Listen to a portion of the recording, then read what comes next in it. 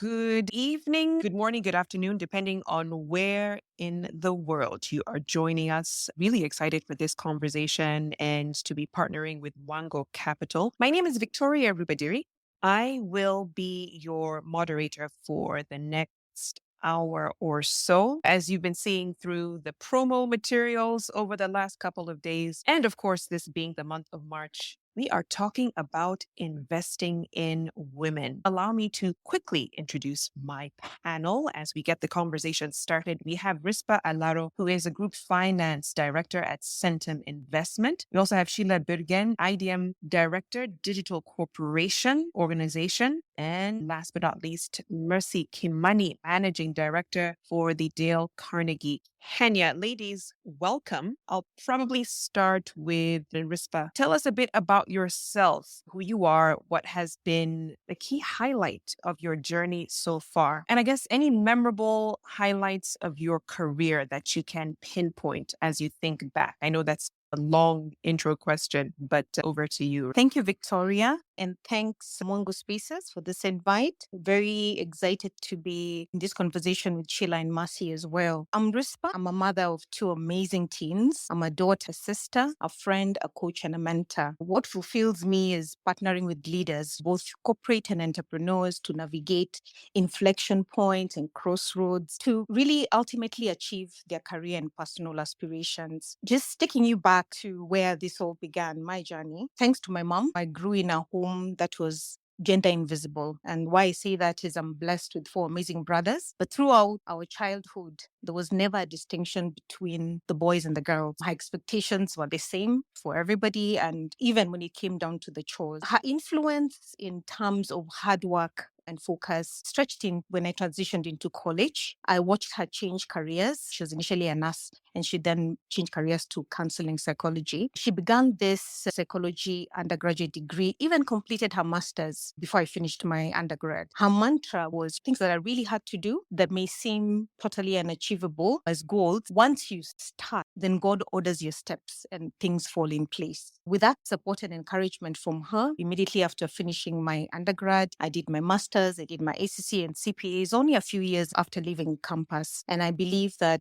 this greatly positioned me for my leadership journey. On the work front, I had a very brief stint at an advertising company before I joined Centum. And looking back, my choice to join Centum was the best decision ever. It provided me an amazing platform for growth. The board then included the late Dr. Kirubi, James Muguye, Tony Wanaina, and the late Dr. Moria. And all these individuals who are incredible entrepreneurs, renowned, believed in us and really allowed me especially and all the others to fly. We were given access to diverse projects and tasks while being given guidance. I must say that we grew at the edge of a cliff, but this access to the great leaders in person and in the boardroom greatly shaped who I am today. Further in my journey, I had a female mentor who also played an instrumental role in my journey. Her name was Pauline Murioki. At that point, she was a member of our board of directors and served as the CEO of Smart Technologies. She gave me a lot of advice over the years, but one stands out. At that point in my journey, I was a young mother, two children, always quite stressed out. But I recall her telling me to just get the best and most well-paid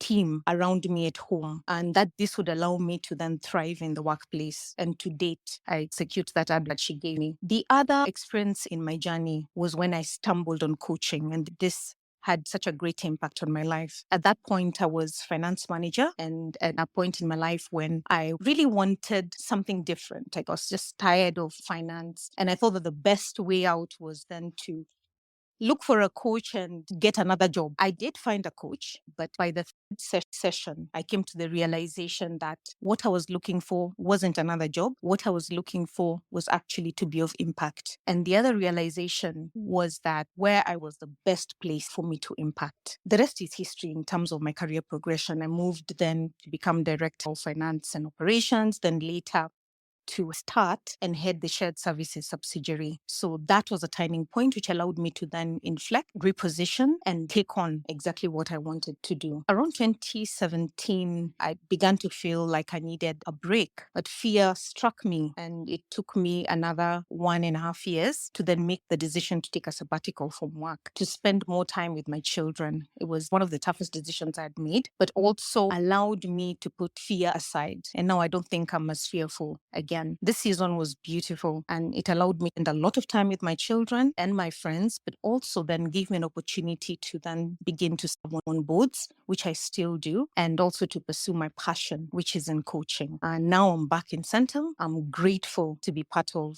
the Centum's growth story. Thanks for that, Rispa. It's a story of coming full circle. You talked about growing up in a genderless home. And when I think about that, it almost informed the way you would receive direction or guidance even from men. You talked about the male mentors in your career journey and how they really impacted your movement up the corporate ladder. And it's interesting because, of course, that will come to the discussion a bit later on when we talk about men as allies. But I'm really curious about, and we'll talk about that a bit later on, your decision to go on the sabbatical, even though you said it was something that was very needed in terms of spending time with your children. But let me come to Mercy. Mercy, same question goes to you. Tell us a bit about your story, your journey, some memorable highlights of your career path so far.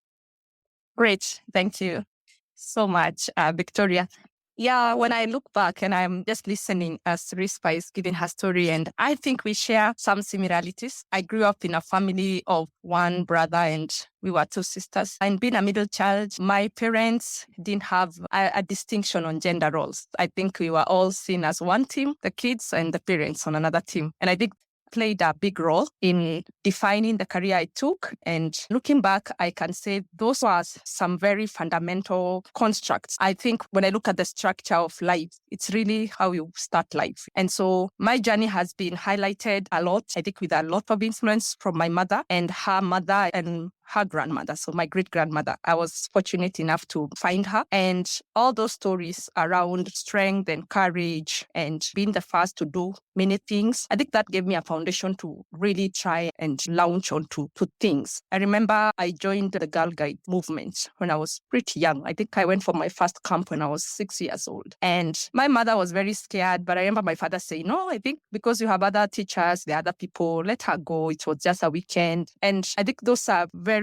early memories I remember of just going out there and trying to do something different. So when I look at the key highlights of my journey from early childhood through school, I've had a very big privilege of women who have gone before me. I happen to be a younger one in many of the groups I've joined. Even high school, I was among the youngest, but also just being a school captain when I was barely 16 years old. It really brought structures that gave me confidence, even later in life, in taking up leadership roles and looking at life from a perspective of a leader, not just a follower. So I think those are key highlights of my high school. And looking through my career, I've come from a point also of a lot of diverse learning. I did a degree in early childhood nutrition, and I remember the discussion around career choice. And my father, who was a medical doctor, kept saying, you have to follow your heart. Don't look for the money. Go where your heart's and just start making decisions. And he was saying, yeah, if it doesn't work, you can always change. And if you don't like what you're finding, you can always change. But I think for me, that gave me the freedom. So I was able to do a master's in project management. I did sociology in agriculture and just recently did a master's of science in management and organizational development. And I think for me, that drives the curiosity to keep learning and to keep adding value to the ecosystem that I'm serving. And one of the highlights I could mention is moving into leadership in Dale Carnegie, Kenya. I came in Dale Carnegie as a trainer and I worked under the franchise owner for 10 years. And now when he retired, I had that opportunity to take up the franchise. And I think it was one of the biggest milestones in my life currently. And just looking back, it's been a year and 3 months now. And it really takes courage to go out there and do it. But what I've realized again is there's a lot of support if you ask for it. And the women around my life, the platforms, I feel very supported. So for me, I look at that as a major highlight and just thinking that it's not something that just happens overnight. It has to come like from long ago, and it forms a foundation and you build on it and keep building on it. And the same support I needed then in the past, I still need now. And just having opportunities to find other women and other men who are able to support me move on has been really a privilege in my life. Thank you. Thanks for sharing that, Mercy. Yeah, and again, some similarities to Rispa's story on not having that distinction on gender roles when you were growing up. But I think also what's quite interesting, you pointing out that you were exposed to leadership in your early years. So it gave you that appetite for being at the helm of something or an organization or an initiative. And I think also it was really great that you shared the importance of investing in oneself. Sheila, so same question to you, just a bit about yourself, your journey, and some major highlights from your story. Thank you. Sheila began. And unlike the rest, I feel like I stumbled into leadership purely by luck because I grew up in a very small village in West Pokot, which is a western side of the country. I was raised by my grandmother, who was a primary school teacher. So I think my early introduction to leadership was just looking at how gracefully she would raise all of us. We were so many kids. So we had the grandchildren. I'm the first of those. And then she had a lot of other kids she was taking care of from the village who were smart but didn't have enough support. So we were quite many where I grew up. And because of that, you either had to be extremely strong in terms of opinions that you're giving to the rest or very smart.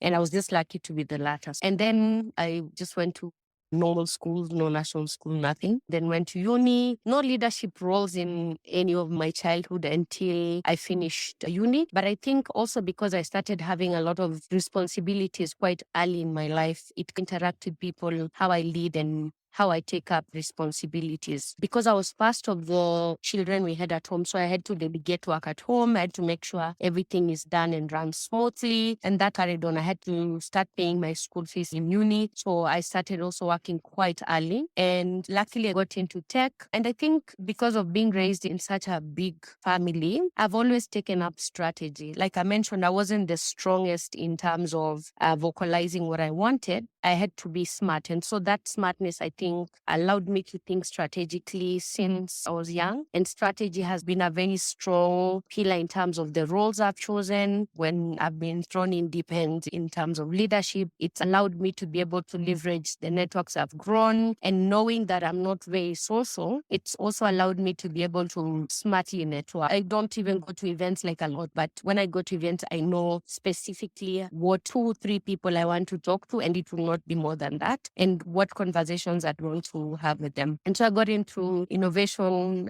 14 years ago. Before that, I was working in communications. So my first degree is in communication. And then I got into tech. I wanted to do computer science, but I couldn't do that. My family wouldn't allow. I was also very shy. There were just so many things against my odds. And then I got into computer science or learning coding and whatnot on my own. And that led me to transition from comms because it had a lot of very big personalities, very talkative people, very hyper, if I can say that in a good way, but I wasn't that. And so I felt communication wasn't really a path I would want to take. I worked at KPC for a while. And then I moved to a communication agency firms and then tech. And so when I got into tech initially, I was working with developers. So trying to help them communicate the solutions that they were working on to the public. So being like a broker of some sort in between or an intermediary between consumers and developers. And very early on before community building even was a thing, started building community, I think in 2012. So that moved me from an intern to a manager, director within, I think, 3 years. And then from there, it's always been just top leadership across my career. And I think one of the highlights of the work that I've done is a lot of the work we've done in the innovation ecosystem. We had an event called Pivot, which was the first pitching event in Kenya. And we were able to bring in investors. Most of the alumni of that event have gone on to raise more than $30 million in Kenya. And we also have others in other markets. So I feel like I can talk a lot about my career and my highlights. I have many, but I feel like just support to the startups ecosystem, to the startup and the startup ecosystem that I have provided has been the highlight of my career. Thank you. Thanks for sharing that, Sheila. When you were talking about growing up in a big family and just having to take on certain challenges, I was thinking in my head, could she be a firstborn? And then you mentioned it, that there we are. But I found it really amazing how you had that exponential growth, especially in that 3-year period from intern to director. I want to bring the next question to you, which will come to the whole panel, but let me come to you first, Sheila. In terms of the difference women make in organizations, especially when they get to the managerial or other leadership roles, board level even? How important is representation? And I'm curious to hear from you in your growth. I'm sure in that ascension to the director level, you saw several gaps that needed to be plugged. And how did you begin to address that once you came to a decision-making position? So when I first became a director, the other role was to sit in the board because I had mostly to report to the board about operations, about strategy of, what we were trying to do. And first I was the youngest, obviously, in the board because I think I was 25, 24. I was also the only woman for a very long time. In fact, I've sat in so many boards where I've always been the only woman. Like I mentioned, I'm not very loud, but I'm very firm. So I think that's one of the things that has been very helpful. My tone is not as heavy as most people, but I'm very firm in things I believe in. And I defend them with statistics, with numbers, with things that typically most people would just assume. And that has really worked in my favor. So in terms of hiring people in my team, there was a time I was asked by the board to fire almost the entire team, and I had to fight back against that. So I think in terms of identifying, I think it's almost natural to women to see some things in a team, especially if you look at it from a care point. Like you look at your team and things they lack. And it's easy for you to justify some of those if you can demonstrate the value of having inclusion, for instance, in the organization. I'll give you an example. I have a son who's 10. When I first had my child, we didn't have a mother's room. I literally had to lock myself in the kitchen or go and use the washroom if I had to pump. And that was quite difficult because at that time, I didn't have leadership role. I was a manager, but I wasn't as influential in terms of internal policies within the organization. And one of the things I made sure when I got to the director level was to ensure that, first of all, we have maternity cover. We didn't have that. To make sure that we had a mother's room. So there are some specific things that are not even work related that provide an environment for inclusion, which in return boosts productivity of your team. And I feel like some of those things are innately in women and it benefits everybody in the team. We have paternity leave, we have maternity leave. So it benefits everybody in the team when you have someone who thinks of the care side of, or the softer side of business, if I can call it that. And so you have to be, as a leader, especially as a woman leader, invest in your team in that sense, but also invest in fighting for them, especially to the board or if it's within government policies and things like that. And that has been a recurring themes for me in all the leadership roles. Anytime I join a team, I have to understand what are some of the structures we've put in place to ensure that the team works comfortably and effectively without any hindrance, regardless of the agenda or where they come from and things like that. So I would say it's quite important. Like, you cannot run a team effectively when you don't think inclusively. Thanks. Thanks, Sheila. You're absolutely right. Women certainly bring a more holistic view when it comes to implementing changes at an organizational level. Let me come to you, Rispa. And I think the way I want to tackle the question on the difference women make, their representation presence in an organization for you, is more from an investment standpoint. And could you speak to just how the investment landscape for women-led businesses has evolved over time and over your career? And who are some female investors and entrepreneurs that you would say you really look up to and have admired their journey as well? I must say the landscape has evolved significantly for the better. And in the 2000s, right now we have lots of women-led businesses that are thriving. What I've seen is that more women are stepping up to lead and innovate. One of the big issues in the yesteryears was actually access to finance. But right now I see there's so much more support, especially in Kenya, to financial access. Then you've asked me about the female investors. I feel I'm blessed. So very close home. Half our board are women. So I have a number of directors who I really look up to. They are all accomplished entrepreneurs. What I always say just happen to be ladies impacting the lives of others and impacting our economy. But on the Africa front, Folorunsho Alakija really inspires me. Now, she's a woman of faith, an entrepreneur, and a woman who has very many fasts, and she's thriving in a world that is predominantly has men. Certainly, and we'll talk about that just in terms of how women can overcome obstacles that exist, be they institutional or cultural. And Mercy, that's where I bring you in. Just in terms of some strategies women can use to help navigate or respond to gender bias and other barriers that exist. I remember listening to a conversation some time back, and a woman described the reason for gender bias in the workplace. And she said essentially, women are walking into workspaces that were designed for their fathers. So the workplace has been structured, has been built with the thinking to serve and cater to an older man, just to put it plainly. But from your perspective, Mercy, what are some pieces of advice you'd give to women in overcoming those obstacles? When I look at the landscape, I think for me, it begins with what we women do everywhere. And it's really your circle of influence in terms of whether it's for younger girls in schools or in the home or in the estates, the conversations around, because I think there's a lot that grows with what we observe. And the more you see some things, you think it's the way they should be. So for me, I find it's really us women taking up that responsibility at every aspect to just be aware. I think it starts with awareness and just understanding that we have a duty and a responsibility to be able to champion these conversations around our homes. And so then we are aware that we are not like promoting the biases that have been there in the past, but also that we are aware how we are positively reinforcing the cohesion between men and women, but also from a much younger age. So that then is what they observe. Because I look at the generations, and basically we are in a point where we learn maybe from the previous generation, but also at the workplace, you find there's the culture that you find in that workplace. And one of the things I've found is we have to be very courageous to be the first ones to do something. And I remember one time we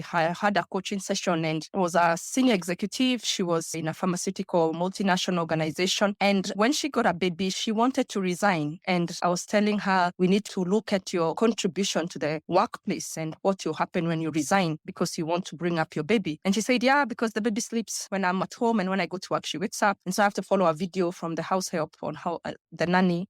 And so we said, what are some options? And we brainstormed, and we said, is it possible to actually request for a half-day kind of an arrangement? And to our surprise, the chairman of the organization was very supportive. He actually said they need to give women more time to be home with the younger children. And it really brought about a whole reformation of policies around that organization and how they looked at women's contribution at the workplace. And what was once her own problem and one woman's problem became a solution for so many women. Even now, many years after she has left that organization, that policy is still in place. And so for me, I look at it from the point of what can I do where I am to just make sure we change it, not just for ourselves who are here, but also for the future, looking at many years to come. What difference will it count for that woman who will come many years to come? So for me, that's the conversation I would want to really encourage, that we keep being aware. What you've seen other places doing well, borrow and propose. Get that, and let's keep supporting this conversation so that then it becomes a normal way of looking at life, and shortly then it becomes acceptable. Thank you. Couldn't agree more, Mercy. And Sheila, let me come to you because I want to get back to something that Mercy had talked about earlier on in investing in yourself, educating yourself, if you will, and going to the issue of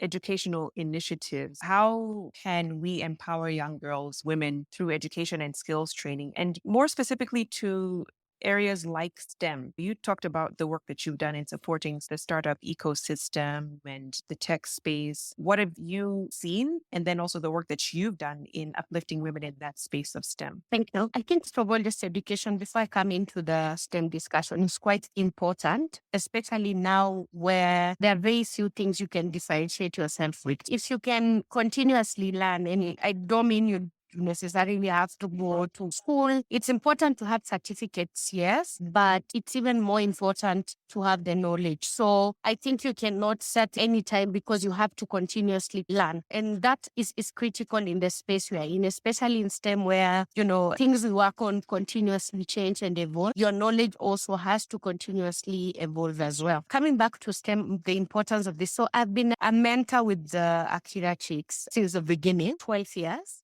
And I mentor in a lot of programs. I mostly prefer to mentor girls because I understand especially coming from that rural, shy background context, they can resonate with my story. And I feel like we don't have enough of those types of stories for the girls in STEM. You get a lot of the ones in cities, had computers or parents who were, working, and they exposed them to technology much earlier on. And so it influences how you interact with technology and how you interact with your team. And so for girls who come from a slightly different background, then it becomes a big challenge. You'll find some of them, especially for those who have accents, they don't want to talk in teams because they're afraid people will laugh at them, but they have equally good skills and work that they do that is up to par with the rest. But because they cannot speak up, and I think this also fits into the leadership bit, because they cannot speak up, they never grow in their careers because no one knows about your work. Number two, it's easy for people to take credit for your work, even though the work that was done was yours. And I have tried to ensure that every other time I have someone I'm mentoring, I don't ask their background, but if they come from similar background to mine, I embrace that. And then I also like sharing knowledge, things I learn, things I know, especially with women. And I celebrate women unapologetically because I know how much of an impact that will have, especially to your immediate family, so your kids, your nieces, nephews, whatever it is. And that influence will also spur across from them to others like that. There are programs I've designed, like when I was the director at MLab, to ensure that we had more women developers, more women entrepreneurs, work with investors to ensure we had more investment in women-led businesses. I invested in a few myself. I think for me, if I can answer this in one sentence about knowledge and support, it comes down to not just the women lead, but also you as an individual. How much are you willing to invest in yourself to, one, get the knowledge, but two, grow your network? If it's finding mentors, attending events, looking for opportunities, it's also equally critical. Fantastic. Let me come to Rispa because I want to get a sense of your experience having male mentors, whether this was something that was intentional. You did reach out to these individuals or they found you and said, hey, like to open a door for you here. And I know how at times that dynamic can be a bit awkward. I remember the former Facebook COO, Sheryl Sandberg, in her book Lean In, talked about in her former job, she was being mentored by her boss who was male and older. And there was one instance where she had to work on a project that involved her having to go to his hotel room to get it done. And of course, that put her in a very awkward position. But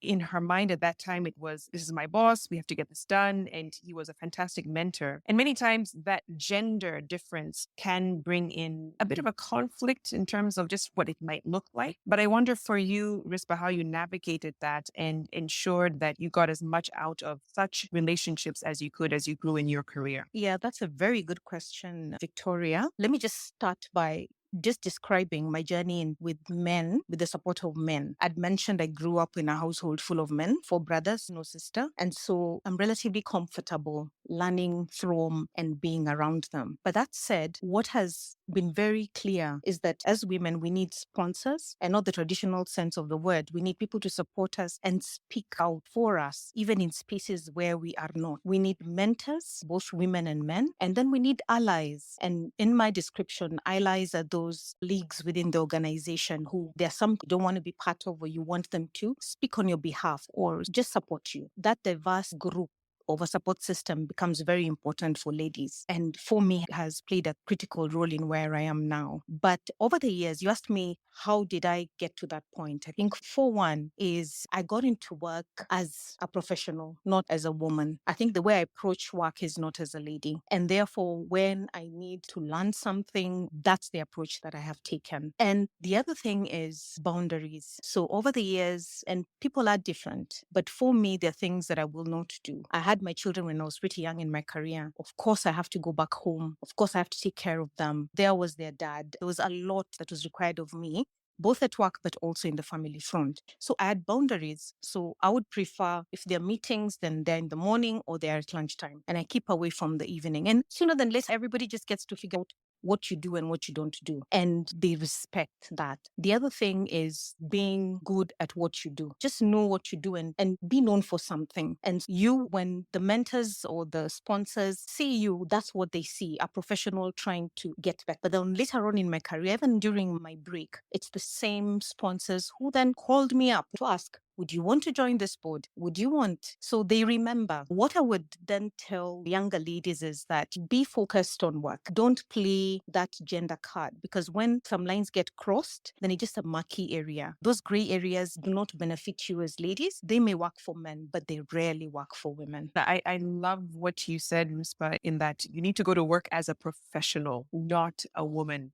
first. And granted, it's not easy, especially when you're in spaces where they will look at you through the gender lens. But ladies, we have a few more minutes to go. And of course, we want to give some time to questions from those listening. So as I do my last round to the panel, just a request to our listeners, you can put your questions in the comment section, or I think the team can also allow you to give an audible question to the panel as well. Let me come to Mercy. And given the kind of work that you do at Dale Carnegie and your experience in training and leadership, capacity building, what skills can women develop to help them be better equipped, especially if they want to make an impact in their respective organizations and then generally in their lives and communities?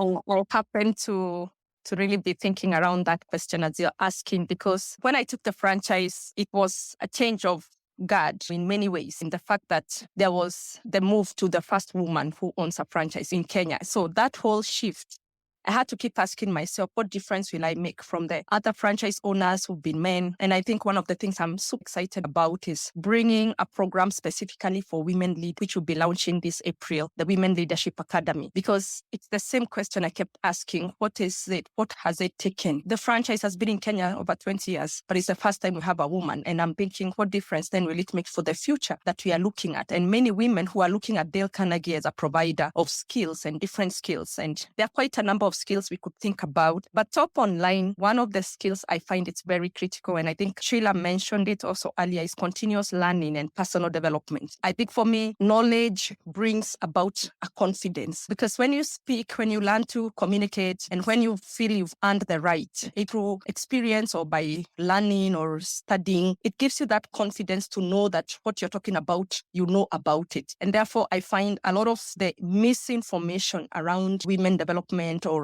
positions where women are can really be demystified by just adding skills and knowledge. So for me, top on the line, I would look at continuous learning and personal development. Something else I would really put on the top 3 would be self-awareness. I look at us as women, and there's way so much that we need to keep looking and just discovering about ourselves, just understanding the power we possess, the opportunities we have, the uniqueness that each of us brings to the table, and just that we are just special in that case. To just know you don't have to copy somebody else. You're really unique in your way, and that uniqueness is what is required, and not to cover it and not to feel it's the odd one out, just not wanting to always fit in, but just knowing the way you are. It's very important that you show up with that strength and that uniqueness that you bring, the thinking, the different perspective of how you look at things. So for me, looking at women, those are things I look at and I see they just make a big difference in that sense. And the last one I would say, and this I've learned from one of the mentorship groups that I belong to called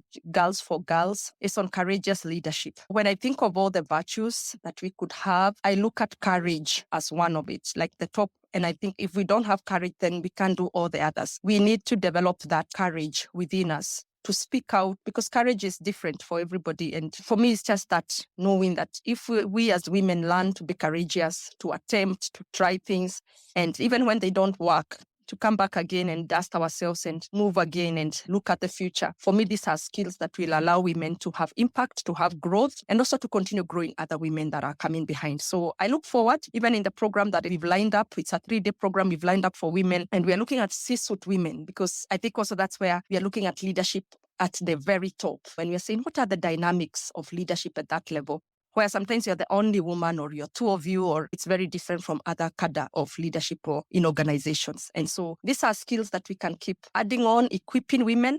And I think just the confidence to know that you are taught. I think for me, that's what gives me the courage to know that, yeah, you can go somewhere and you are taught. Just like we learn skills in cooking or driving, and you can go and learn and get a license and drive confidently on the road. I feel leadership should also be the same. Let's have a place where people can go and learn, and then from there learn from one another and keep growing, because then it gives us more confidence. Thank you, Victoria. Absolutely. Learning should be a continuous practice no matter which level you're at. Thanks for that, Mercy. Sheila, let me come to you in terms of how we can address unconscious bias, especially among investors when dealing with women-led ventures or women-owned businesses. And I think also to give us some hope, if you can share a success story of a women-led business that you invested in and the impact they managed to create. So I think for biases, I feel the criteria that we use as investors to look at teams is skewed because we don't look at the bigger picture. So it's the now and what has happened in the past, but we rarely ask strategy. So we rarely ask, for instance, about what strategies do you have to grow your team? What strategies do you have to grow the business? What are some of the risks you've identified and how will you mitigate some of those risks? What do you think has been the hindrance of scale, especially if someone has been in business for a while? What has been hindering you to be able to grow? We just look at this very, I don't know even how to describe it. It's just mundane criteria that is used over and over. Problem solution, size of the market, who is your customer, what traction do you have, financial projections, you are asked, the team that you have, and it's that over and over again. But I feel like those things are great, especially if it's an idea stage. But if you're looking at businesses that will have impact and scale, I think you have to look at the strategy, you have to look at risk, you have to look at the ability to be able to identify opportunities and things like that. For biases, all of us have biases. And I think what is more important is to be able to recognize the biases that you have so that whenever you are looking at a presentation, a business, meeting a founder, you catch yourself before you let the biases swallow you. And I think that's important because in doing so, you allow yourself to know that I was about to look at this person, this business with different eyes. But now that I've identified the problem that I have as an investor, then it's easy for you to mitigate that bias that you have. About the businesses I've invested in. So unfortunately, I haven't invested in a startup that has women founder because I made my investment much earlier on. But I've invested in a thing that women-led. So there's an organization in Eldoret. They're called Gavo Foods. They do fortified flour that they don't use wheat. So they mix different types of nutritional cereals to be able to make the flour. And it's taken off quite well. So they have a number of clients and the business is growing substantially. It was an SME. When I found them, one was selling honey, the other one was selling flour. But then they combined and right now they are servicing quite large orders. So that is not really a tech startup, but it's a business that has grown quite tremendously in just less than 2 years. So for me, I think in terms of looking at the businesses, especially for women that I can invest in, I haven't had a chance to be able to look at tech startups, especially when much earlier on when I was starting my investment or looking at investment opportunities. All the businesses I met at the time were men-led. I only had one business from Rwanda that was women-led startup, but they were not looking for investors at the time. They were looking for partnership, especially from governments. And so that is something I really would want to go back to, especially as an angel, to invest in a startup that is led by a woman. But I have a portfolio of SMEs that have a mix of both men and female. But this one that I've told you, Gavo Foods, is both the founders are women. Oh, fantastic. And great to hear some of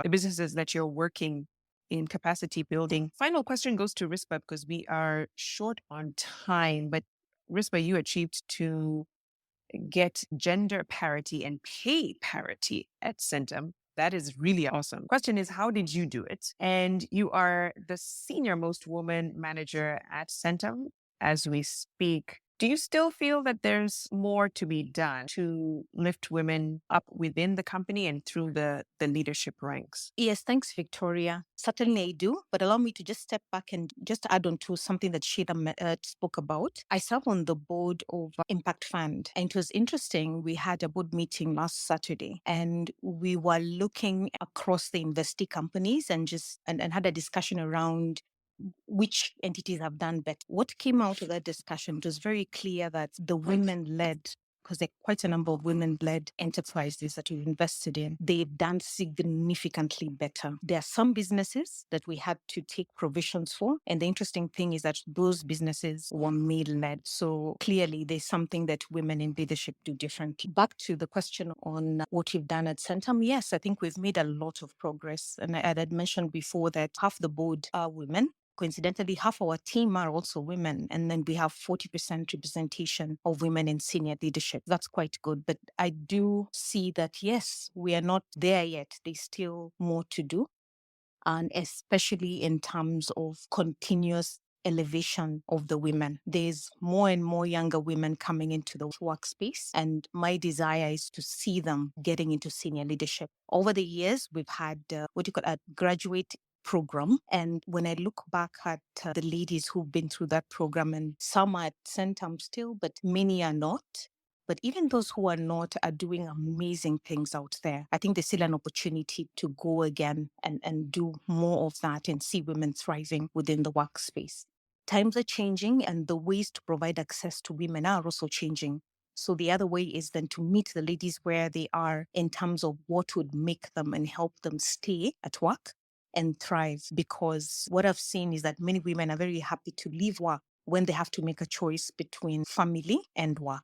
So yes, there's still quite a bit that we could do at work. Wonderful, wonderful. Thank you so much, ladies. We are well beyond our time, but there is a question here from Lennox Omondi, who is enjoying the conversation. He says, what mechanisms do you think need to be in place to ensure gender equality, disability, and social inclusion in our societies and places of work? He says, I believe understanding informs policies and accelerates women's investment. So this can go to any of the three panelists as we wrap. Victoria, allow me to chip in on that because I have a passion because of my previous working with the deaf women. And part of my career at the University of Nairobi for 6 years was actually bringing the aspect of disability inclusion within the institution.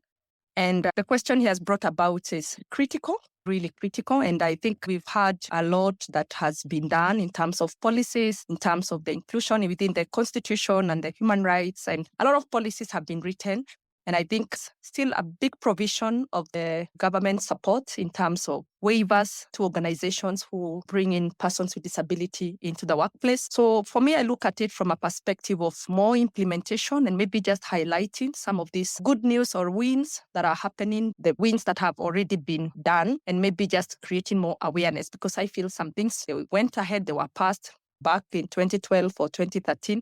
But then you find it's not really emphasized so much when it comes to actual implementation. So I think for me, I see it more of a gap in the awareness and in the implementation aspect than maybe so largely maybe on the policies. There are quite a number of very forward-fronting kind of policies that we could adopt and maybe just start implementing more aggressively. That's my chip in on that in part for disability. Back to you, Victoria.